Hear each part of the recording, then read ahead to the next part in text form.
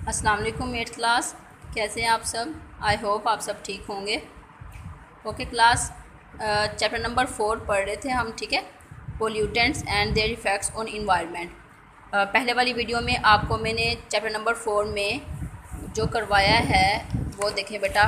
पहले ये थोड़ा सा ओवरव्यू देख लेते हैं इसका।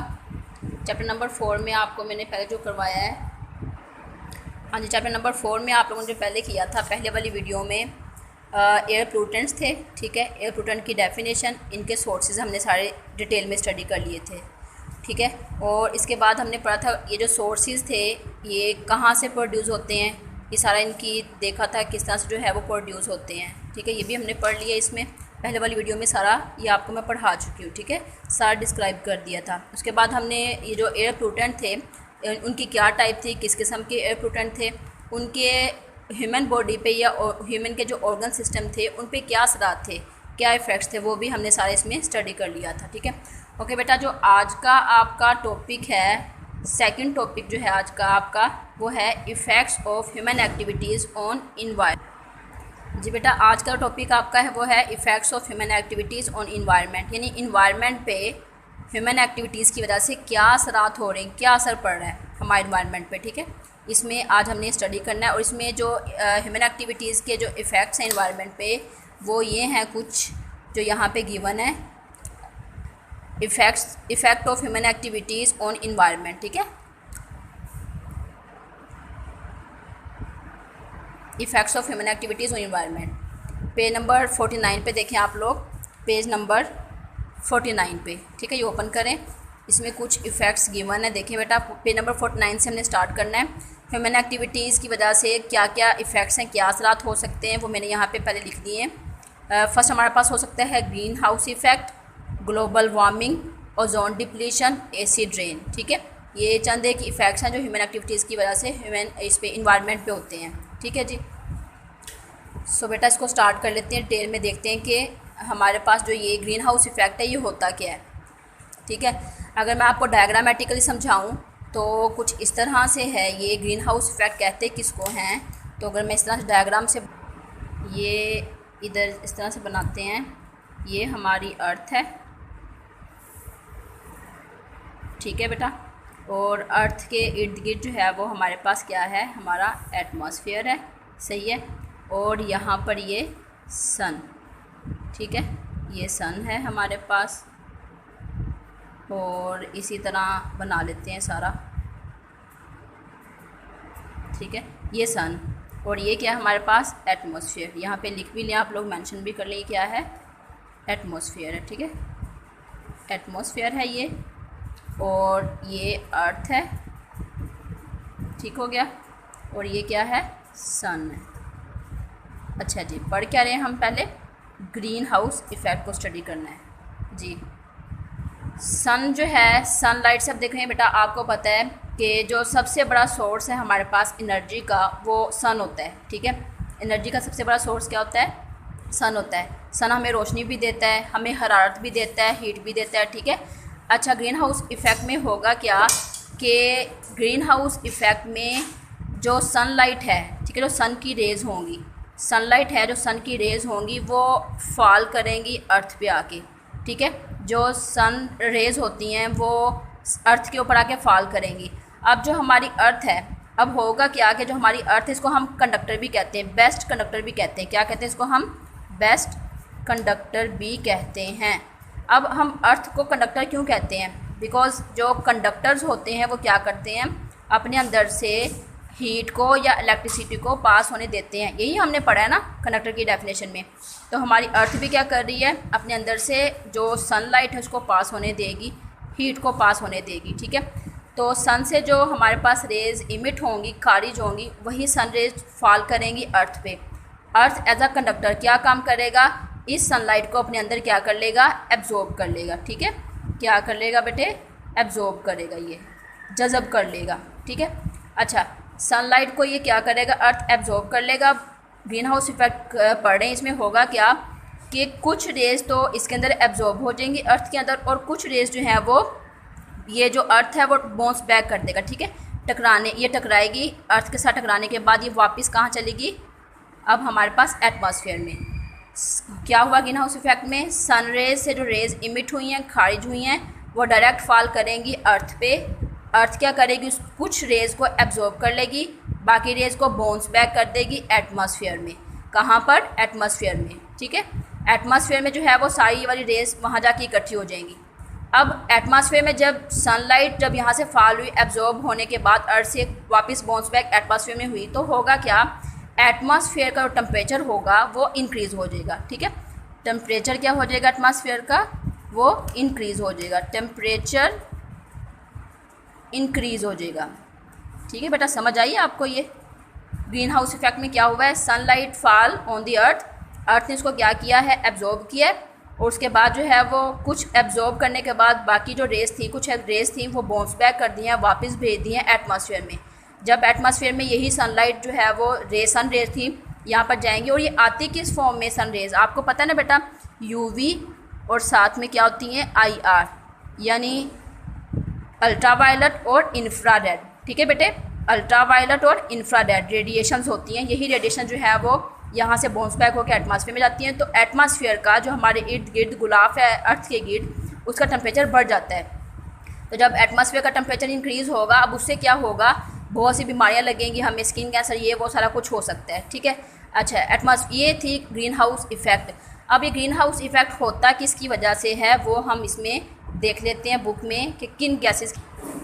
हाँ जी बेटा, इसमें देखें कुछ गैसेस हैं, सम गैसेस आप भी अंडरलाइन कर लें यहाँ पर, यहाँ से some gases present in the atmosphere, कुछ गैसेस एटमॉस्फेयर में प्रेजेंट होती हैं। कार्बन डाइऑक्साइड गैस है, मीथेन गैस है, oxides of nitrogen and water vapours हैं। इन्हीं को आपने कहना है कि ये ग्रीन हाउस गैसेस हैं। क्या कहना है बेटा, ये सारी गैसेस क्या हैं, ग्रीन हाउस गैसेस हैं। यही गैसेस क्या होगा, सनलाइट से जो रेज इमिट होंगी हमारी अर्थ पे फॉल करेगी, अर्थ जो है वो कुछ तो रेडिएशन को एब्जॉर्ब कर लेगी, बाकी एटमॉस्फेयर में बाउंस बैक कर देगी, हमारी फिज़ा में एटमॉस्फेयर में भेज देगी। तो एटमॉस्फेयर का टेम्परेचर जो है वो क्या हो जाएगा, इंक्रीज़ हो जाएगा, गर्म हो जाएगा। किसकी वजह से, इन गैसेस की वजह से। ये क्या करेंगे, gases trap a part of the heat reflected by the अर्थ, वही अर्थ जो है उसको रिफ्लेक्ट कर देगी, बाउंस बैक कर देगी। इसकी वजह से क्या होगा, एटमॉस्फेयर टेम्परेचर इंक्रीज़ हो जाएगा, ज़्यादा हो जाएगा। इन गैसेस को आपने क्या नाम देना है, ग्रीन हाउस गैसेस, और इस फिनोमेना को, इस प्रोसेस को क्या कहना है, ग्रीन हाउस इफेक्ट कहना है। तो बेटा यहाँ से लेकर आप लोग यहाँ से लेकर यहाँ तक डेफिनेशन नोट कर लें। शॉर्ट क्वेश्चन बन गया आपका ये ग्रीन हाउस इफेक्ट, और ये लॉन्ग क्वेश्चन भी है आपका, ठीक है। ये लॉन्ग क्वेश्चन भी है और शॉर्ट क्वेश्चन भी है। तो शॉर्ट क्वेश्चन क्या है, define green house gases and green house effect. तो यहाँ से यहाँ तक आपका डेफिनेशन हो जाएगी। अब स्टार्ट से डिटेल में स्टडी कर लेते हैं। When sunlight falls on the अर्थ, जब सनलाइट ज़मीन पर गिरती है तो small part of it absorb by the अर्थ, थोड़ा सा जो है वो हिस्सा सनलाइट का अर्थ एब्जॉर्ब कर लेती है and convert to heat energy, और हीट एनर्जी यानी कि अर्थ हमारी गर्म हो जाती है। A part of this heat energy is reflected by the earth back to the atmosphere, थोड़ा सा हिस्सा जो है वापस कहाँ भेज देती है, वो एटमॉस्फेयर में। से टेम्परेचर जो है वो हमारे एटमॉस्फेयर का इंक्रीज़ हो जाता है, इसको कहते हैं ग्रीन हाउस इफेक्ट। क्लियर हो गया बेटा। नेक्स्ट यहाँ पे लिखा हुआ है इंटरेस्टिंग इन्फॉर्मेशन में, ये जो ग्लास बना हुआ है ना, ये ग्लास हाउस बना हुआ है, शीशे का बना हुआ ग्लास, क्या है, शीशे का बना हुआ हाउस बना हुआ है, शीशे का बना हुआ ये हाउस बना है। अब इसमें क्या हुआ है, ये जो ग्लास लगाया है किस लिए लगाया होगा, क्या सन से जो रेज़ आएंगी इस ग्लास के ऊपर फॉल करेंगी, अगर वो सन रेज़ इसके अंदर चली गई, ये इसको हम क्या कहते हैं, ग्रीन हाउस कहते हैं, ठीक है। इसको क्या कहते हैं, ग्रीन हाउस। ऐसा रूम होता है जो कि ग्लास से बनाया गया होता है, ठीक है, या फिर प्लास्टिक शीट का बनाया होता है। अब होगा क्या, सनरेज के अंदर आएगी, वही सनरेज जब इसके अंदर चली जाएंगी तो वो दोबारा इससे वापस बाहर नहीं निकल सकती। तो ये हम किस पर्पज़ के लिए यूज़ करते हैं इस हम ग्रीन हाउस को। कुछ ऐसी प्लांट्स की स्पीशीज़ होती हैं, जो ऐसे पौधे होते हैं कुछ कि वो सनलाइट में तेज़ी से ग्रो करते हैं, तो हमें जो है वो सनलाइट ज़्यादा चाहिए होती है उन प्लांट्स के लिए। तो फिर क्या करते हैं, उन प्लांट्स को इस ग्रीन हाउस को शीशे के बने हुए रूम में रख देते हैं, लाइट जो है वो ट्रैप हो जाती है, ठीक है, अंदर आ जाती है, वापस जो है वो बाहर ही निकल सकती। समझ आ गई, इसको ग्रीन हाउस कहते हैं। Green house is a big room made of glass panels और transparent plastic sheets. It provides warm environment to the plants and vegetation grow inside it so that they can grow well during winter. सर्दियों में जो है वो अच्छी तरह से grow कर सके, इसलिए जो है वो ये ग्लास का बना हुआ ग्रीन हाउस यूज़ करते हैं। ग्लास और transparent plastic sheets use in green house allow the sun's heat to enter the greenhouse and trap heat which is reflected back by the earth. The heat trapped by walls and roof of the greenhouse keeps inside environment warm. इसकी छत जो side होती है सारी, इसकी वजह से सन की रेज की वजह से अंदर आ गई, वापस जो है वो बाउंस बैक नहीं हो सकती रेज, जिसकी वजह से ये ग्लास का बना हुआ रूम जो है वो गर्म रहता है। ठीक हो गया। ओके जी, नेक्स्ट जो आपका टॉपिक है बेटा आज का वो है ओजोन डिप्लीशन। इसके बारे में पढ़ते हैं हम। जी बेटा, नेक्स्ट टॉपिक हमारा क्या है? Ozone depletion. इसमें क्या होता है? ओजोन क्या है? फर्स्ट ऑफ ऑल तो हम ये देखते हैं, स्टडी करते हैं कि ओजोन क्या होता है। अच्छा, अब जो डायग्राम बनाई थी मैंने यहाँ पे, ये यहाँ पे देखें,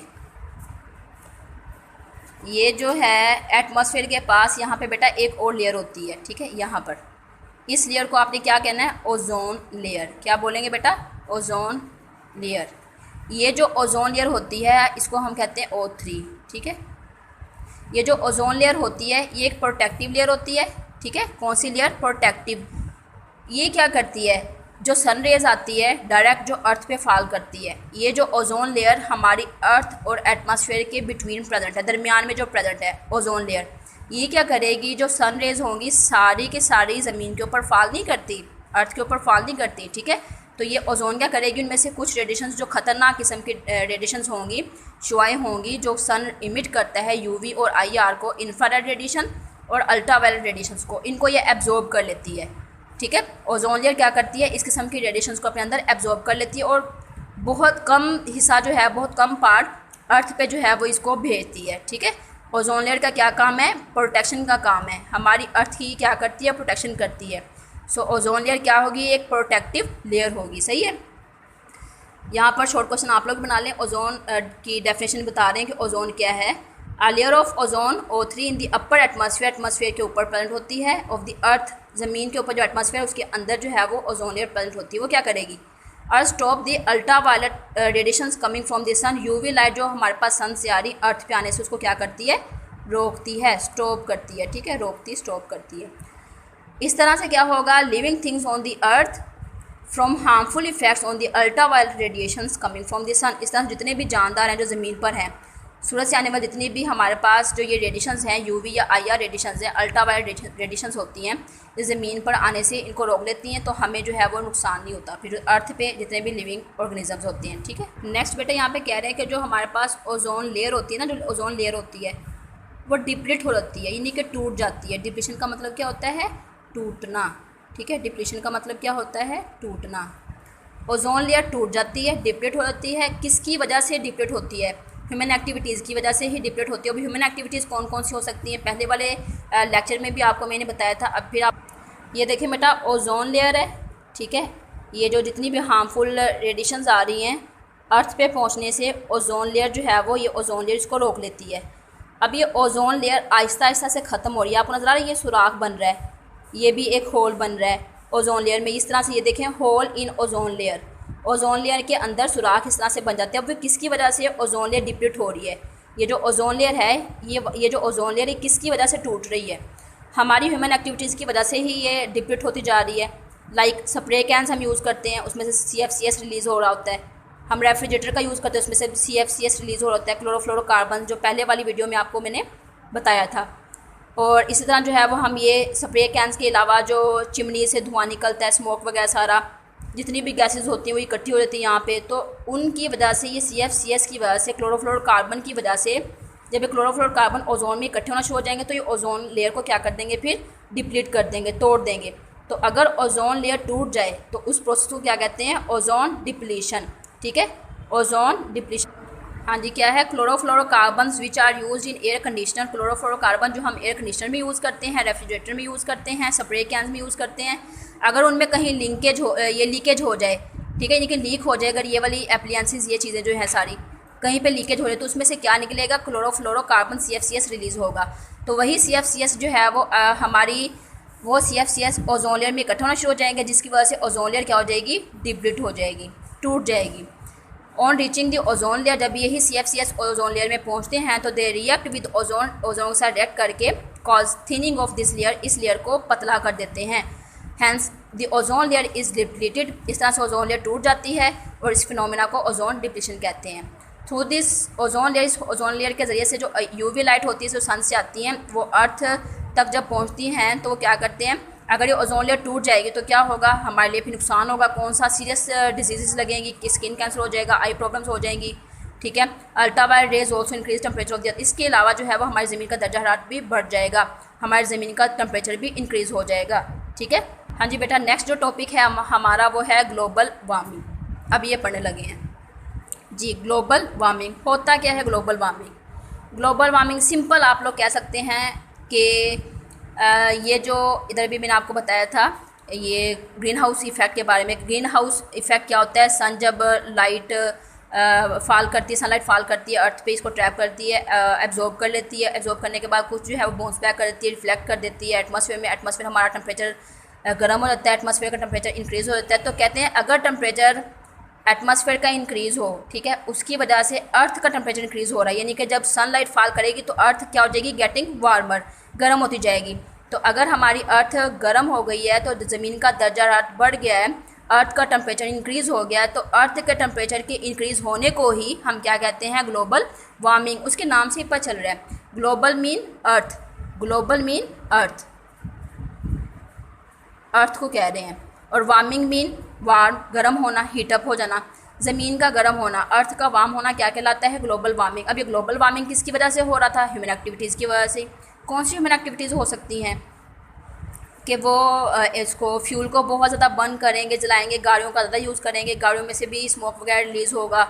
और इसके अलावा जो है वो फ्यूल को बर्न करेंगे और CFCS का ज़्यादा यूज़ होगा। और इसके अलावा ग्रीन हाउस गैसेस ज़्यादा इंक्रीज़ हो जाएंगी। जब greenhouse gases, carbon dioxide, monoxide, water vapours वगैरह, अगर ये ग्रीन हाउस गैसेस ज़्यादा हो गई हैं तो हमारे एटमॉस्फेयर में जाएंगी, एटमॉस्फेयर में जाकर उसका टेम्परेचर बढ़ा देंगी, हमारी अर्थ का टेम्परेचर इंक्रीज़ हो जाएगा। अर्थ के टेम्परेचर के इंक्रीज़ होने को ही हम क्या बोलते हैं बेटे? Global warming. क्या कहते हैं? Global warming. शाबाश, ठीक है। अच्छा जी, पढ़ लेते हैं इसको डिटेल में। क्या है हमारे पास ग्लोबल वार्मिंग? पहले तो इसकी डेफिनेशन देखिए, यहाँ पे लिखी हुई है, आप लोग भी नोट करें डेफिनेशन इसकी यहाँ से। The increasing rate of green house effect या ओजोन डिप्रेशन अगर ज़्यादा हो गया है। ओजोन डिप्रेशन क्या थी? डिप्लीट होना, ओजोन लेयर का टूटना, ठीक है, जिसकी वजह से सीरियस डिजीज़ हो रही थी हमें। कौन सी डिजीज़ हो रही थी? कौन कौन सी? स्किन कैंसर वगैरह और आई प्रॉब्लम्स, ठीक है। और ग्रीन हाउस मैंने आपको पहले बता दिया, इनका अगर इनमें कोई इंक्रीज़ हो रहा है तो उसकी वजह से हमारी अर्थ का टेम्परेचर जो है वो इंक्रीज़ हो जाएगा। तो क्या होगा? As a result the earth globe is getting warmer, हमारी ज़मीन भी गर्म हो जाएगी। तो इसको हम बोलेंगे ग्लोबल वार्मिंग। यहाँ तक इसकी जो है वो डेफिनेशन नोट कर लें आप लोग और शॉर्ट क्वेश्चन मेंशन कर ले। Define global warming. Global warming किसे कहते हैं? ड्यू टू ग्लोबल वार्मिंग की वजह से कहते हैं कि the ice in the polar region समझते हैं किसे कहते हैं? पोलर ठंडे इलाकों कहते हैं जहाँ पे बर्फ़ होती है। And at the mountain melts at greater rate. तो अगर ओजोन डिप्लीट हो गई है, ओजोन लेयर टूट गई है, ग्रीन हाउस ज़्यादा हो गया है, हमारी टेम्परेचर अर्थ का ज़्यादा हो गया है, ग्लोबल वार्मिंग हो गई है, उसकी वजह से क्या होगा? जो माउंटेन्स हैं, पहाड़, उनके ऊपर जो बर्फ़ थी वो भी पिघलना शुरू हो जाएगी। पोलर रीजन्स में भी जितनी बर्फ़ थी वो भी पिघलना शुरू हो जाएगी। इसकी वजह से क्या होगा? This lead to rise in the level of sea water.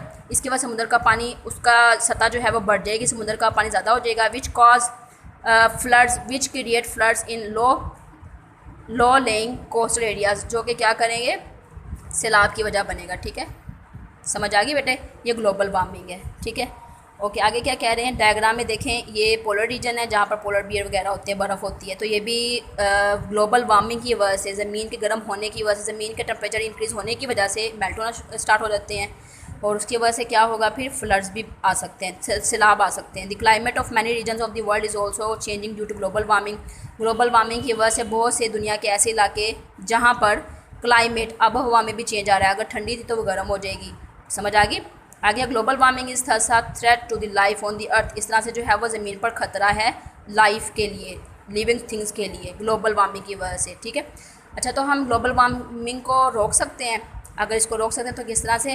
Human activities को थोड़ी कम करना चाहिए, यानी कि अपनी पर्सनल ट्रांसपोर्ट होनी चाहिए, पर्सनल की बजाय पब्लिक ट्रांसपोर्ट यूज़ करनी चाहिए, और फ्यूल का कम यूज़ करना चाहिए।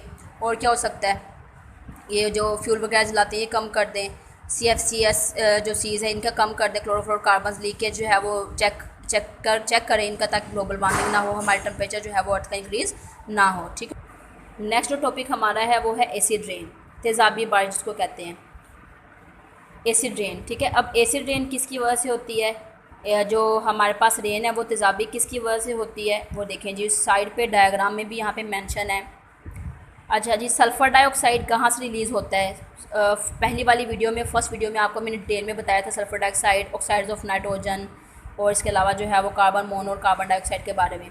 जैसे ये नाइट्रोजन डाइऑक्साइड, सल्फर डाइऑक्साइड, ये चिमनीज़ हैं, ठीक है, इंडस्ट्रीज़ की चिमनीज़ हैं, फैक्ट्रीज़ वगैरह की चिमनी जहाँ से धुआं निकलता है। यही स्मोक जो है वो आगे एटमॉस्फेयर में इकट्ठा हो जाएगा। एटमॉस्फेयर में क्या होते हैं, हर वक्त वाटर ड्रॉपलेट्स प्रेजेंट होते हैं, पानी के कतरे होते हैं। यही जो है वो केमिकल्स जाके रिएक्ट करेंगे वाटर के साथ, तो वो बना देंगे acids like sulphuric acid, H2SO4, nitric acid, HNO3। ठीक हो गया। इस किस्म के एसिड जब बन जाएंगे, ये फिर रेनफॉल होगी, बारिश होगी ज़मीन पर।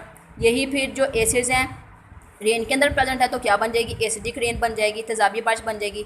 तो जब ये एसिडिक रेन ज़मीन पर होगी तो उसकी वजह से जो हमारी ये वेजिटेशन है, हमारे प्लांट्स हैं, इनको भी क्या होगा, इनको डैमेज कर देगी। इसके अलावा और क्या नुकसान हो सकता है, हमारे जो मार्बल्स हैं, ठीक है, लाइमस्टोन वगैरह है, पत्थर वगैरह हैं, उनकी खूबसूरती को भी डल कर देगी और हमें स्किन की बहुत सी प्रॉब्लम हो जाएंगी इस एसिडिक रेन की वजह से। सो यहाँ पे डिटेल में देख लेते हैं अब next. Sulphur dioxide, oxides of nitrogen are present in the atmosphere as air pollutants. Air pollutant के तौर पर ये एटमॉस्फेयर में होते हैं। They get dissolve in water vapours in clouds. बादलों में जो पानी होता है, वेपर्स होते हैं, इसके कतरे होते हैं, उसके साथ जाके डिजोल्व हो जाते हैं एंड टर्न इनटू एसिड्स, और एसिड्स बना देते हैं, जैसे कि सल्फ्यूरिक एसिड H2SO4 जिसको किंग ऑफ एसिड्स कहा जाता है, एंड नाइट्रिक एसिड बनाते हैं। ठीक है, these acids make the rain water acidic. इस किस्म के एसिड्स वाटर के साथ मिलकर क्या बनाते हैं, उसको तेज़ाबी बना देते हैं। The effect of acid in animal, जानवरों पे, पौधों पे, बिल्डिंग पे, ये देखें जी इफेक्ट इसका दिखाया गया है। Fish killed by acid rain water, बारिश के पानी से, तेज़ाबी बारिश के पानी से जो है वो फिशेस मर गई हैं। और जो स्टोन वर्क था, जो जितना भी पत्थर का काम था, पत्थर सारा, वो भी क्या हो गया है, erosion cause by acid rain, वो भी देखें जो अगर इसके ऊपर एसिड रेन होगी तो ये भी क्या हो जाएगा, यहाँ से निकलना स्टार्ट हो जाएंगे। आगे effect of acid on trees भी इसकी वजह से डैमेज हो जाएंगे। अगर यही एसिड रेन हमारे मेटल्स के ऊपर, लोहे के ऊपर पड़ेगी तो उसकी वजह से उसको क्या लग जाएगा, जंग लग जाएगा, कोरियन जंग लग जाएगा। ठीक है, नेक्स्ट है acid rain kills the aquatic life in reverse. पहले मैंने आपको पढ़ा दिया सारा। लेक्स, पॉन्ड, तालाब वगैरह में, दरियाओं में या झीलों वगैरह में जो भी एक्वेटिक लाइफ लाइक फिशेस वगैरह होगी, उनको एसिड रेन की वजह से किल हो जाएगी। और पत्ते वगैरह, पौधे, दरख्त वगैरह, इसकी जो बार्क है ये भी उसकी वजह से डिस्ट्रॉय हो जाएगी और मेटल्स को ये क्रोड करेगा, जंग लगा देगा। ठीक है, और हमारी क्रॉप्स होती हैं, फसलें होंगी, वो एसिडिक सॉइल में वो सही तरह से ग्रो नहीं कर पाती। माइक्रोऑर्गेनिज्म जो हैं वो सॉइल में प्रेजेंट होते हैं, जिसकी वजह से एसिड रेन को अफेक्ट करती है, तो वो ग्रो नहीं कर पाएंगी। नेक्स्ट हमारे पास टॉपिक है बेटा डिफॉरेस्टेशन। डिफॉरेस्टेशन कहते हैं जंगलात का कटाव, दरख्तों का कटाव, जंगलात का कटाव। ठीक है, cutting of forest is known as deforestation. इसकी डेफिनेशन आपने नोट कर लेनी है। कटिंग ऑफ फॉरेस्ट कह लो या डिफॉरेस्टेशन का मतलब होता है डिस्ट्रक्शन ऑफ फॉरेस्ट, जंगलात की तबाही, उसको भी कहते हैं। डेफिनेशन पहले देख लेते हैं, यहाँ से नोट करेंगे आप लोग। The ecosystem is destroyed. Ecosystem destroy हो रहा है किसकी वजह से, नहीं यहाँ से नहीं, इधर से देखेंगे आप लोग definition. Destruction of forest, forest का जो तबाही होती है, कटाव है, as a result of human activities की वजह से, उसको कहते हैं डिफॉरेस्टेशन। डी कम करना, कटिंग करना, फॉरेस्टेशन फॉरेस्ट को, ठीक हो गया, फॉरेस्ट को कम करना ह्यूमन एक्टिविटीज़ की वजह से, उसको क्या कहते हैं, डिफॉरेस्टेशन। क्यों, क्या ज़रूरत है ह्यूमन को कि वो जंगलात को काटें। ह्यूमन अपने घर बनाने होते हैं, लकड़ी से फर्नीचर बनाना होता है, ठीक है, और भी बहुत सी चीज़ें इन्होंने यूज़ करनी होती है, बनानी होती है, जिसकी वजह से इनको जंगलात को काटना पड़ता है। उसको क्या कहते हैं, हम डिफॉरेस्टेशन कहते हैं। अच्छा, उससे क्या होगा, पढ़ते हैं डिटेल में। फॉरेस्ट आर ग्रेट वेल्थ, हमारी सबसे ज़्यादा जो है वो ताकत है फॉरेस्ट होती हैं। They bring favourable change in the climate of an area. अगर बहुत ज़्यादा एरिया में गर्मी वगैरह है तो उसकी वजह से जो फॉरेस्ट होते हैं वो हमारी आबोहवा को चेंज कर सकते हैं। ठीक है, और इसके अलावा क्या है, they stop storm and bring rains, और तूफ़ानों को रोकते हैं ये जो ट्रीज़ होते हैं, और इस तरह से बारिश भी बरसाने का वजह बनते हैं। They are source of many useful material such as timber. इसके अलावा बहुत से इससे हम लकड़ी हासिल कर सकते हैं। टिम्बर, फायरवुड, जलाने के लकड़ी हासिल कर सकते हैं। रेजिन्स, रेजिन्स का मतलब होता है जो गम होती है, जो हम यूज़ करते हैं, गम, मेडिसन, जो ग्लूज होते हैं, ठीक है, रेजिन्स वगैरह, जो जैसे वो नहीं होती, पुराना सा कोई ट्री हो, उस ट्री के ऊपर, दरख्त के ऊपर कोई लिक्विड सा रिलीज़ हो रहा होता है, ठीक है, गम निकल रही होती है, ठीक है, उसको क्या कहते हैं, हम रेजिन्स कहते हैं। गम्स, मेडिसिन बनाते हैं इससे, देखिए कितना फ़ायदा है इसका, फॉरेस्ट का या फिर लकड़ियों का हमारे लिए कितने इसके फ़ायदे हैं, बेनिफिट्स हैं। आगे है they prevent soil halogen. Soil halogen से भी हमें ये बचाते हैं फॉरेस्ट जो हैं, दरख्त हैं, जंगलात हैं। सॉइल एरोजन का मतलब क्या होता है, अगर बारिश बहुत ज़्यादा बरसेगी तो ये रोक लेंगे बारिश को, और इस तरह से क्या होगा कि जो ज़मीन के ऊपर जो बारिश है वो मिट्टी को या उसके मटेरियल्स को, मिनरल्स को अपने साथ बहा के नहीं लेके जाएगी, इसको बोलते हैं सोइल इरोजन। आगे है they provide habitat to a wide varieties के अलावा जो फॉरेस्ट है वो बहुत सी जो जंगली ज़िंदगी है, जैसा कि जंगली जानवर वगैरह हो गए, परिंदे हो गए, उनके लिए वो हैबिटेट है, यानी उनका वो मस्कन है, वहाँ रहने की जगह है उनकी। आगे क्या कह रहे हैं, अनफॉर्चुनेटली लेकिन बदकिस्मती से forest are cut to meet the demand for timber, लकड़ी हासिल करने के लिए उसको काटा जा रहा है, and to obtain land for housing and agriculture, agriculture के लिए नहीं कि बड़े बड़े फार्म बनाने के लिए, घर बनाने के लिए उसको काट रहे हैं। एज अ रिजल्ट क्या होगा, इकोसिस्टम हमारा तबाह हो जाएगा, तो डिस्ट्रक्शन होगी तो वो डिफॉरेस्टेशन कहलाएगा। समझ आई बेटा आपको? ओके बेटा, डिफॉरेस्टेशन तो हमने पढ़ लिया। अब इसके डिफॉरेस्टेशन होता किसकी वजह से, ये भी ह्यूमन एक्टिविटीज़ की वजह से, ठीक है। ये भी effects of human activities on environment, वो मैंने नहीं लिखा। हमने ग्रीन हाउस इफेक्ट पढ़ लिया, ग्लोबल वार्मिंग भी पढ़ लिया, ओजोन डिप्रेशन भी पढ़ लिया, एसिड रेन भी पढ़ लिया। अब लास्ट में हमारा टॉपिक था वो क्या था, डिफॉरेस्टेशन, जंगलात का कटाव, उसके क्या इफ़ेक्ट्स हो सकते हैं इन्वायरमेंट पे।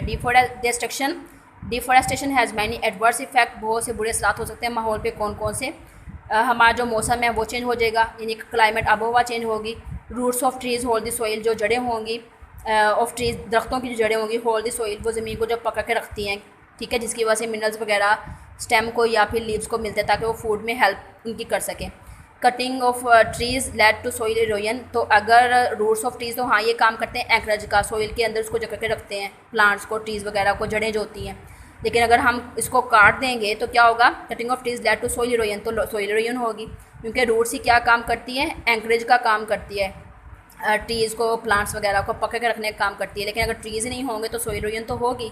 सोइल इरोजन का मैंने आपको पहले बताया कि क्या है, जब रेनफॉल होती है तो वही रेन जो है वो वाटर जो उसके अंदर होता है वो सारा सोइल के पार्टिकल्स को स्वीप अप कर लेते हैं, अपने साथ बहा के ले जाता है, ठीक है। And fertile part of the soil, और फर्टाइल का मतलब होता है जरखेज़, फर्टाइल का मतलब क्या होता है, जरखेज़, जरखेज़ को कहते हैं, ठीक है, जरखेज़। जरखेज़ जो ज़मीन होगी तो फिर उसकी वजह से हमारी क्रॉप की प्रोडक्शन नहीं होगी, फसलें नहीं उग पाएंगी वहाँ पे। वन फॉरेस्ट कट, जब जंगलात को काट देंगे तो क्या होगा, इवेपोरेशन का रेट भी कम हो जाएगा। इवेपोरेशन का मतलब क्या होता है, वाटर का जो है वो वेपर फॉर्म में ऊपर जाना। अगर वाटर वेपर फॉर्म में नहीं एटमॉस्फेयर में जाएगा तो क्लाउड फॉर्मेशन नहीं होगी। जब क्लाउड फॉर्मेशन नहीं होगी तो फिर रेनफॉल नहीं होगी, बारिश नहीं बरसेगी। अगर रेनफॉल नहीं होगी तो हमारी क्रॉप्स किस तरह से ग्रो कर सकती हैं, पौधे किस तरह से उग सकते हैं, ऐसे ही है ना। Deforestation decrease the carbon dioxide consumption, deforestation की वजह से क्या होगा, कार्बन डाइऑक्साइड कम होगा। अगर कार्बन डाइऑक्साइड कम है, इट्स मीन कि फोटोसिंथेसिस स्टॉप होगी प्लांट में। प्लांट जो है वो फिर क्या करें, increasing its amount in the environment. तो कार्बन डाइऑक्साइड ज़्यादा कंजप्ट करने की वजह से, क्योंकि जो प्लांट्स होते हैं वो क्या करते हैं, कार्बन डाइऑक्साइड को प्यूरीफाई कर रहे होते हैं, यानी कि साफ़ कर रहे होते हैं, और प्योर फॉर्म में ऑक्सीजन जो है वो प्लांट्स किसको दे रहे होते हैं, ह्यूमन को, लिविंग थिंग्स को दे रहे होते हैं।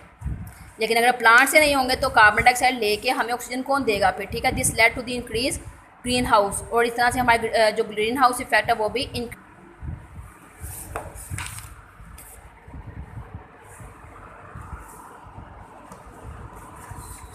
ओके। और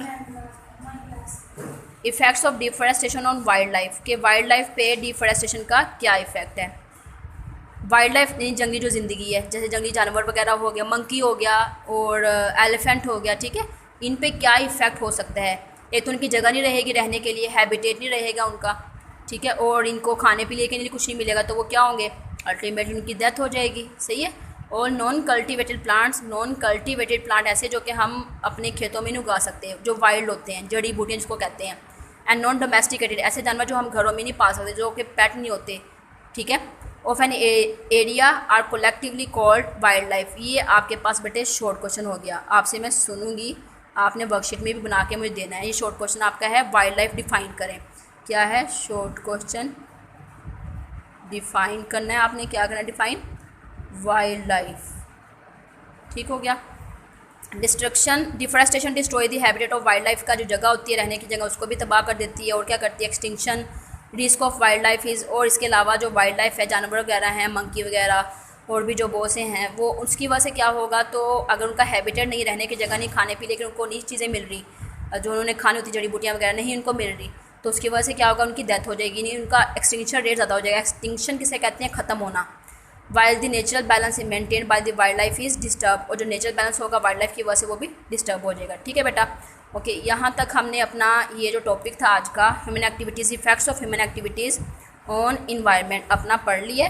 क्या था टॉपिक आपका, फिर चलते हैं यहाँ पे हम वापस ये था टॉपिक आपका effects of human activities, effects of human activities on environment, ये हमने पढ़ लिया, जिसमें क्या क्या आया है, ग्रीन हाउस इफेक्ट आया है, क्या होती ग्रीन हाउस इफेक्ट, कौन सी गैसेज है, किस तरह से हमारे एटमॉस्फेयर का टेम्परेचर इंक्रीज़ हो रहा है। नेक्स्ट हमने पढ़ा इसमें ओजोन डिप्लेशन क्या होती है, ओजोन लेयर किस तरह से प्रोटेक्टिव है और किस तरह से ये हमारे एटमॉस्फेयर में ओजोन डिप्लेशन की वजह से ज़्यादा हो रहा है टेम्परेचर इसका एटमॉस्फेयर का। फिर हमने पढ़ा ग्लोबल वार्मिंग क्या होता है, कि ग्लोबल वार्मिंग अर्थ का टेम्परेचर इंक्रीज़ होना ग्लोबल वार्मिंग कहलाता है, किस तरह से इंक्रीज़ होता है, उसकी वजह से क्या इफेक्ट्स हैं, वो हम सारे इसमें पढ़ चुके हैं। लास्ट हमारे पास टॉपिक था second last acid rain, acid rain तेजाबी बारिश किस तरह से बनती है, क्या इफेक्ट्स होते हैं, ये भी हमने पढ़ लिए। लास्ट हमारे पास टॉपिक है डिफॉरेस्टेशन क्या होता है, इसके क्या इफेक्ट्स होते हैं, ये हमने पढ़ लिया। इसमें जितने भी शॉर्ट क्वेश्चन आपको हम बताएं ये भी कर लेना और डिटेल में आप लोगों ने सारा ये स्टडी कर लेना, ठीक है। और आपने मुझे ज़रूर इसका रिस्पॉन्स देना है, ठीक है बेटा। ओके जी, थैंक यू, अल्लाह हाफिज़।